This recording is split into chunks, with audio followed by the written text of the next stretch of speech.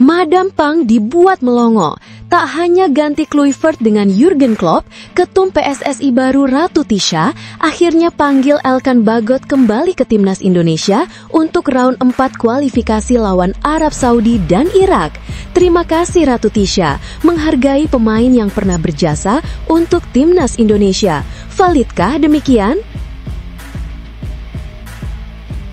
Breaking news mantap! PSSI beri bocoran besar kapan pemain abroad timnas Indonesia kumpul di Arab Saudi jelang kualifikasi Piala Dunia 2026. Ternyata dipercepat 5 hari sebelum laga sudah di Saudika demi hasil maksimal dan pastinya demi target lolos ke Piala Dunia. Simak bocoran eksklusifnya di sini.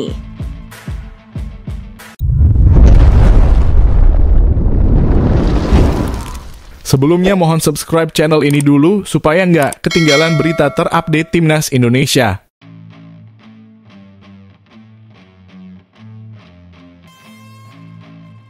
Madam Pang dibuat melongo. Tak hanya ganti Kluivert dengan Jurgen Klopp, ketum PSSI baru Ratu Tisha akhirnya panggil Elkan Bagot kembali ke timnas Indonesia untuk round 4 kualifikasi lawan Arab Saudi dan Irak. Terima kasih Ratu Tisha, menghargai pemain yang pernah berjasa untuk timnas Indonesia. Validkah demikian? Gelombang kebahagiaan melanda pecinta sepak bola tanah air. Fans timnas Indonesia kini benar-benar punya alasan untuk tersenyum lebar. Sejak kursi Ketua Umum PSSI resmi diduduki Ratu Tisha, berbagai gebrakan besar langsung menghiasi jagat sepak bola nasional. Baru beberapa pekan memimpin, Tisha sukses membuat seluruh supporter Garuda bangga sekaligus penuh optimisme menatap ronde keempat kualifikasi Piala Dunia 2026. Keputusan paling mengejutkan datang dari sektor kepelatihan. Patrick Kluivert resmi dilepas setelah gaya bermainnya dianggap terlalu kaku. Dominasi ball possession ala Belanda yang ia terapkan memang tampak indah di atas kertas, namun minim menciptakan peluang nyata. Fans frustrasi melihat tim hanya menguasai bola tanpa hasil konkret. Dan Tisha dengan keberanian penuh langsung mengambil langkah berani, mendatangkan Jurgen Klopp sebagai pelatih baru timnas Indonesia. Ya, Klopp, sosok legendaris asal Jerman yang selama ini dikenal dengan gaya permainan penuh intensitas, pressing tinggi, serta efektivitas dalam menyerang. Klopp berbeda jauh dari Kluivert. Ia tidak hanya bicara soal menguasai bola, tapi bagaimana mencetak peluang sebanyak mungkin, menggempur lawan, dan menyarangkan gol yang menentukan. Dengan Klopp di kursi pelatih, publik yakin timnas akan tampil jauh lebih berkualitas, lebih hidup, dan lebih berbahaya di lapangan. Namun kejutan terbesar justru hadir dari daftar pemain. Setelah sekian lama, nama Elkan Bagot akhirnya kembali dipanggil ke skuad Garuda. Kabar ini langsung meledak di kalangan fans. Maklum, Elkan bukan sekedar pemain belakang. Ia adalah salah satu pionir transformasi timnas Indonesia. Sosok yang hadir di masa kelam, lalu ikut menyalakan api kebangkitan. Dari era di mana Garuda kerap diremehkan di Asia Tenggara, hingga perlahan berubah menjadi tim yang disegani di ASEAN, bahkan kini mulai diperhitungkan di level Asia dan dunia. Tidak sedikit supporter yang meneteskan air mata haru saat tahu Elkan kembali berseragam merah putih. Selama ini, mereka selalu menanti momen itu. Elkan adalah bagian dari cerita kebangkitan timnas. Dia yang membuat kami percaya bahwa Indonesia bisa bangkit dari kegelapan. Pemanggilan Elkan untuk ronde keempat kualifikasi melawan Arab Saudi dan Irak terasa sangat tepat. Lawan-lawan dari Timur Tengah dikenal dengan postur tinggi dan permainan fisik yang keras. Dan siapa lagi yang lebih ideal untuk mengawal lini belakang Garuda selain Elkan? Dengan tubuh jangkung dan naluri bertahan yang kuat, ia menjadi benteng yang diharapkan bisa meredam ancaman bola-bola udara maupun duel keras di kotak penalti. Hadirnya Elkan di jantung pertahanan bukan hanya soal taktik, tapi juga soal simbolisme. Kehadirannya seolah mengingatkan kembali bahwa timnas ini pernah memulai perubahan besar dengan keberanian dan pengorbanan pemain-pemain muda seperti dirinya. Kini, ketika Garuda berjuang menembus panggung dunia, Elkan kembali hadir untuk melanjutkan misi yang belum selesai. Dengan Klopp di pinggir lapangan dan Elkan kembali di lini belakang, kombinasi ini bagaikan potongan puzzle yang hilang akhirnya kembali menyatu. Klopp membawa energi, taktik, dan efektivitas. Elkan menghadirkan keteguhan, keyakinan, dan harapan. Fans kini tak lagi hanya bermimpi. Mereka benar-benar percaya timnas Indonesia bisa membuat kejutan besar di ronde keempat. Stadion akan kembali dipenuhi lautan merah putih, can dukungan akan menggema lebih keras, dan doa-doa akan semakin khusyuk dipanjatkan. Namun tunggu dulu, setelah admin telusuri secara mendalam bahwa berita di atas adalah karangan belaka dan hoaks. Ini sebagai edukasi supaya penonton lebih jeli dalam memilih berita.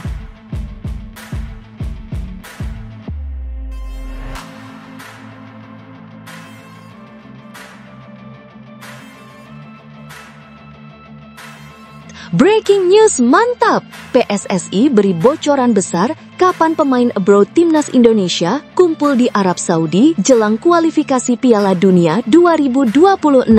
Ternyata dipercepat 5 hari sebelum laga sudah di Saudika demi hasil maksimal dan pastinya demi target lolos ke Piala Dunia. Simak bocoran eksklusifnya di sini. Tim nasional Indonesia tengah bersiap menghadapi 2 laga penentu di babak keempat kualifikasi Piala Dunia 2026 zona Asia yang akan berlangsung pada Oktober 2025 mendatang. Pertandingan ini dianggap sebagai momen krusial karena hasilnya bisa menjadi tiket bersejarah untuk membawa Garuda tampil di panggung dunia. Jelang pertandingan akbar ini, ekspektasi besar disematkan kepada para pemain andalan skuad merah putih. Mereka diharapkan bisa menjaga kondisi fisik dan mental sebaik mungkin agar tampil maksimal saat menghadapi lawan-lawan berat di grup B yang dihuni oleh Arab Saudi dan Irak. Tak bisa dimungkiri, salah satu sorotan utama ada pada para pemain abroad, yakni pemain yang berkarir di klub-klub Eropa maupun luar negeri lainnya. Fans tanah air berharap mereka bisa memberikan kontribusi maksimal saat dipanggil untuk memperkuat Garuda. Bukan tanpa alasan, saat ini komposisi timnas Indonesia memang diwarnai oleh nama-nama besar yang bermain di Eropa.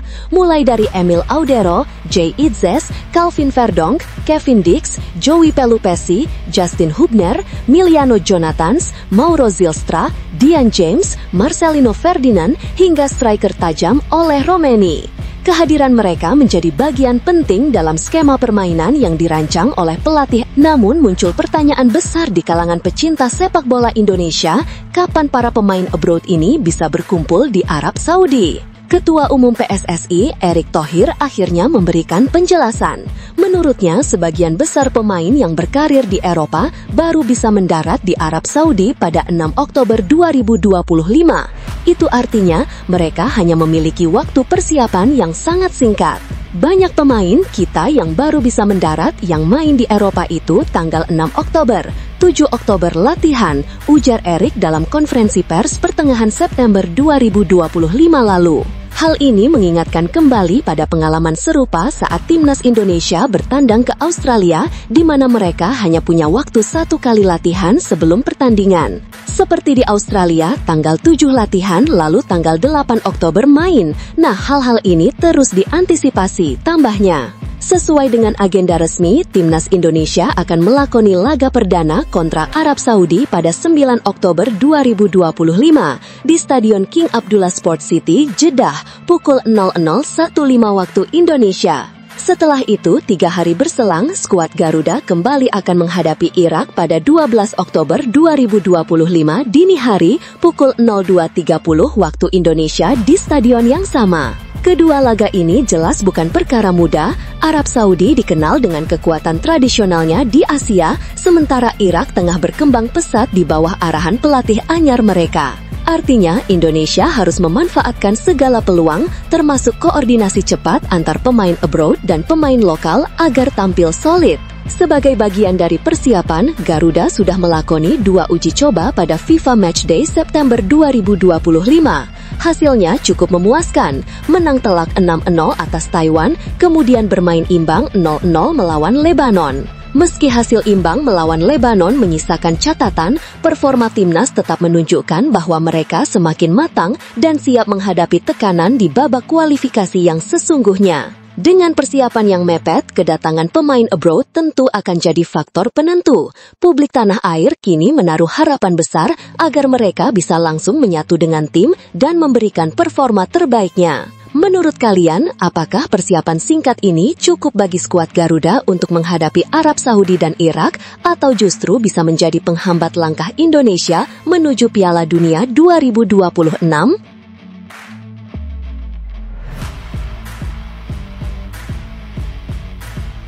Bek keturunan Indonesia Kevin Dix tak bisa menyembunyikan rasa bangganya setelah Borussia Mönchengladbach sukses mencuri poin berharga di markas tim kuat Bayer Leverkusen.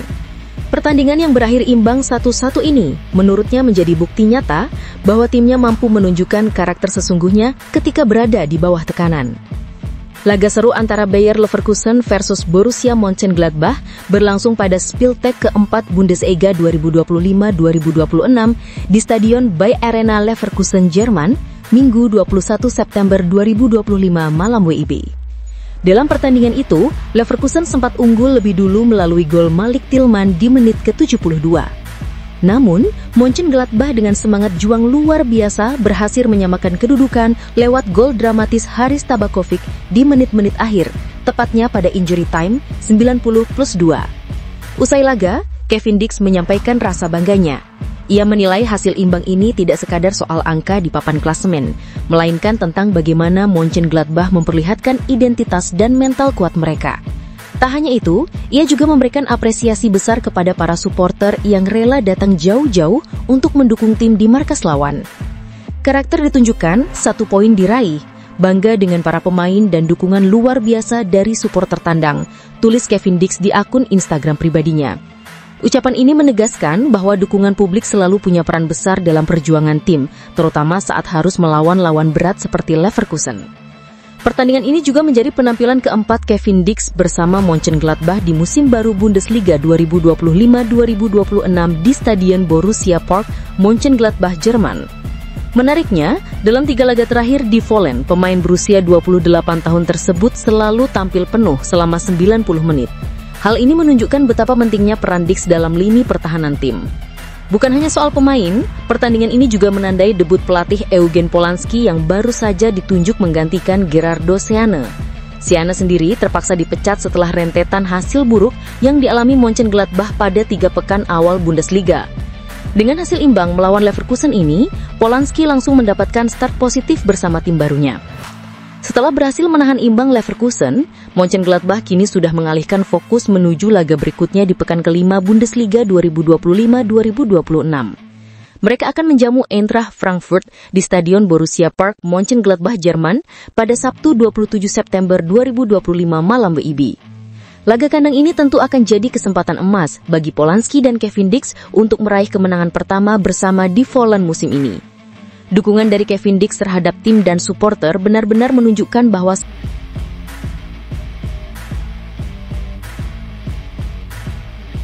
bek tangguh Persija Jakarta, Jordi Amat, kembali jadi sorotan setelah mengungkapkan bahwa dirinya sudah menyiapkan sesuatu yang spesial sebelum kembali berseragam timnas Indonesia. Dalam waktu dekat, nama Jordi hampir pasti kembali masuk daftar skuad Garuda. Hal ini tentu jadi kabar baik, mengingat timnas Indonesia bakal melakoni laga krusial di putaran keempat kualifikasi Piala Dunia 2026 zona Asia. Pertandingan akan digelar pada 8-14 Oktober 2025, di mana tim Merah Putih tergabung di grup B bersama 2 tim raksasa Asia, Arab Saudi dan Irak.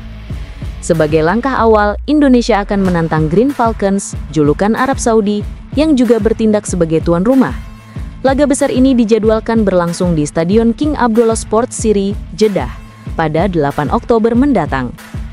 Tak berhenti di situ, hanya 3 hari berselang, Indonesia kembali harus menghadapi Singa Mesopotamia, Irak, di stadion yang sama pada 11 Oktober 2025. bukan rahasia lagi. Untuk menjaga asa menuju Piala Dunia 2026, para pemain Garuda, mulai dari Jay Itzes hingga Kapten Asnawi Mangkualam, dituntut untuk bisa meraih kemenangan dalam laga-laga sulit tersebut. Tantangan berat menanti, baik dari segi mental maupun fisik. Di tengah persiapan itu, Jordi Amat muncul dengan tekad yang jelas. Bek naturalisasi yang kini membela Persija Jakarta ini mengaku tidak sabar kembali melaksanakan tugas negara. Ia menyadari betul, perjuangan kali ini bukan hanya soal bermain, tapi soal membawa Indonesia semakin dekat ke mimpi besar, lolos ke Piala Dunia. Karena itu, Jordi berkomitmen menjaga kebugarannya secara maksimal dalam 2 pekan ke depan. Kami tidak sabar untuk 2 pertandingan itu, kata Jordi, dikutip superbowl.id dari tribunnews.com. Tapi niat saya pribadi adalah berusaha sekuat tenaga untuk menghadapi 2 pertandingan nanti, lanjutnya. Jordi mengungkapkan bahwa dirinya sudah berdiskusi serius dengan tim pelatih. Dari hasil diskusi itu, ia bertekad mempersiapkan sesuatu yang disebutnya sebagai hal besar, demi tampil maksimal saat membela Garuda. Baginya kunci penting bukan hanya kesiapan pribadi, tapi bagaimana seluruh tim bisa menaikkan level permainan bersama-sama. Kami juga telah berdiskusi dengan pelatih selama 2 minggu terakhir. Kami perlu berlatih dan mempersiapkan diri lebih dari level biasa seperti ini. Ini baik untuk tim dan juga baik untuk tim nasional, tambah Jordi. Jordi menegaskan dirinya akan memaksimalkan setiap sesi latihan bersama Persija sebagai bagian dari persiapan. Ia yakin ketika klub dan timnas sama-sama diuntungkan, performa seluruh pemain bisa meningkat ke level lebih tinggi. Jordi juga menekankan bukan hanya dirinya, tetapi semua pemain harus siap menanggung ekspektasi besar dari para penggemar. Menurutnya, para fans Indonesia punya mimpi sama dengan dirinya, melihat merah putih berkibar di panggung dunia. Jadi saya berharap dalam 2 pertandingan nanti, kami dalam kondisi prima. Kami harus siap sebagai tim dan lolos ke Piala Dunia, pungkasnya. Melihat tekad Jordi Amat yang begitu besar, wajar jika publik berharap Indonesia bisa tampil penuh semangat melawan Arab Saudi dan Irak. Pertanyaannya, mampukah tekad Jordi dan kawan-kawan mengubah tekanan besar ini menjadi sejarah baru bagi sepak bola Indonesia? Bagaimana menurut kalian? Apakah kehadiran Jordi Amat bisa benar-benar jadi pembeda di laga krusial mendatang?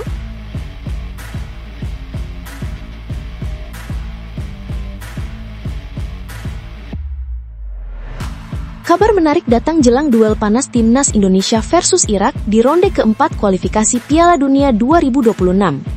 Gelandang muda Irak yang saat ini bermain untuk FC Utrecht, Zidane Iqbal, disebut-sebut belum tentu bisa tampil memperkuat negaranya menghadapi Garuda. Bagi publik sepak bola Indonesia, nama Zidane Iqbal tentu tidak asing. Pasalnya, pemain jebolan Akademi Manchester United itu merupakan rekan setim Miliano Jonathans, striker timnas Indonesia yang kini juga memperkuat Utrecht. Bahkan belum lama ini, Miliano sempat mengunggah foto akrabnya bersama Zidane dengan seragam kebanggaan Utrecht. Potret tersebut langsung menjadi perbincangan hangat fans Indonesia, apalagi Garuda dijadwalkan berhadapan dengan Irak pada Oktober mendatang. Dalam undian, timnas Indonesia berada di grup B bersama Irak dan Arab Saudi. Anak asuh Patrick Kluivert akan lebih dulu menantang Arab Saudi pada 8 Oktober 2025, sebelum bersua Irak 3 hari kemudian, tepatnya 11 Oktober 2025. Menjelang partai besar ini, media Irak Win-Win memberikan laporan terbaru mengenai kondisi skuad Singa Mesopotamia. Menurut sumber mereka yang enggan disebutkan namanya, pelatih anyar Irak, Graham Arnold, tengah melakukan persiapan serius demi memastikan Irak melangkah ke putaran final Piala Dunia 2026. Sumber tersebut menjelaskan bahwa Arnold sangat teliti dalam mengawasi performa pemainnya. Ia bahkan rutin hadir di laga AFC Champions League Elite hingga kompetisi domestik.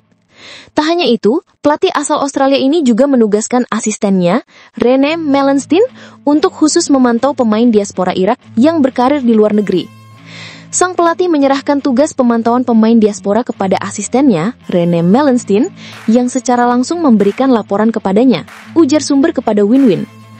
Pertandingan terakhir yang dipantau adalah laga Strømsgodset melawan Sarpsborg di Liga Norwegia, yang menampilkan duo Irak, Marco Faraj dan Aymar Cher. Selain Faraj dan Cher, nama-nama seperti Zidane Iqbal serta penyerang Luton Town Ali Al-Hamadi juga masuk dalam daftar pantauan. Meski menjadi salah satu pilar penting Irak, Zidane Iqbal belakangan tak masuk skuad dalam 2 laga terakhir timnya. Saat Irak tampil di ajang Kings Cup 2025 menghadapi Thailand dan Hong Kong di FIFA Matchday September, Zidane tidak dipanggil. Alasannya, pemain 22 tahun ini sempat mengalami cedera pada Juni lalu. Namun kabar terbaru menyebutkan bahwa Zidane sudah kembali merumput bersama Utrecht. Ia bahkan tampil sebagai starter kala Utrecht menaklukkan Fortuna Sittard dengan skor tipis 1-0 pada Minggu 21 September 2025. Meski begitu, Graham Arnold dikabarkan masih ragu untuk langsung membawanya ke skuad Irak. Mantan pelatih timnas Australia itu ingin lebih dulu memastikan kondisi kebugaran Zidane sebelum memutuskan apakah sang gelandang siap menghadapi Indonesia dan Arab Saudi. Pelatih singa Mesopotamia itu sudah menentukan banyak pilihannya saat tampil di Piala Raja Thailand melawan Hong Kong dan Thailand baru-baru ini. Namun beberapa nama masih dalam diskusi, seperti gelandang Utrecht Zidane Iqbal dan penyerang Luton Town Ali Al-Hamadi. Jelas sumber tersebut. Pada akhirnya, kebugaran dan kesiapan akan menjadi faktor penentu pemanggilan, tuturnya. Sejauh ini, Arnold disebut sudah hampir menyelesaikan daftar skuad final Irak. Dalam 4 laga awalnya, ia sukses membawa Irak meraih 3 kemenangan dan hanya sekali kalah. Catatan yang cukup impresif untuk pelatih yang baru saja menggantikan Jesus Casas. Meski demikian, Arnold masih membuka peluang bagi beberapa nama baru untuk masuk skuad. Prinsipnya jelas, hanya pemain yang benar-benar siap secara fisik dan mental yang akan dibawa menghadapi duel berat kontra Indonesia dan Arab Saudi. Nah, menarik sekali bukan perkembangan ini? Jika Zidane Iqbal akhirnya absen, tentu akan menjadi keuntungan tersendiri bagi timnas Indonesia. Namun jika ia pulih tepat waktu, laga melawan Irak dijamin bakal semakin seru. Menurut kalian, lebih menguntungkan mana bagi Indonesia menghadapi Irak dengan Zidane Iqbal atau tanpa dirinya?